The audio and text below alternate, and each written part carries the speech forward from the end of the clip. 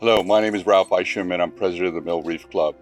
The club was started 75 years ago by Happy Ward and other founders.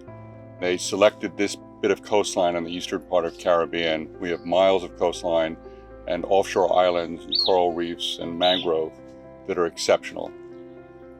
We've seen the degradation of these mangroves and reefs over the last several decades. So what we've done is to ask two young marine scientists, Molly and Genevieve, to give us a baseline so we can begin the healing process. I've been diving the waters around Mill Reef for many, many years. In fact, many of you watching would have been my scuba diving students back in the day.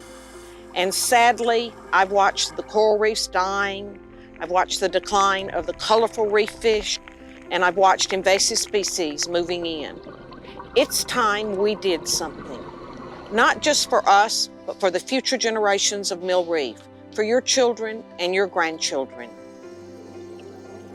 My colleague Molly and I have been conducting underwater surveys around the Mill Reef coastline for several weeks now. What we found at some sites are coral graveyards, where coral skeletons are breaking down into rubble. Low populations of herbivores, such as parrotfish and urchins, also means that algae can grow pretty much unchecked, leaving little space for baby corals to repopulate the reef.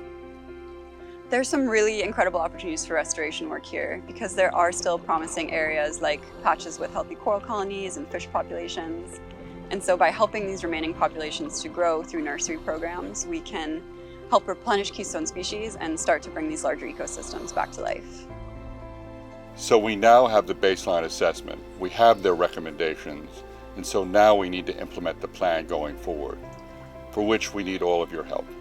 So anything you could do to help would be very much appreciated. Thank you.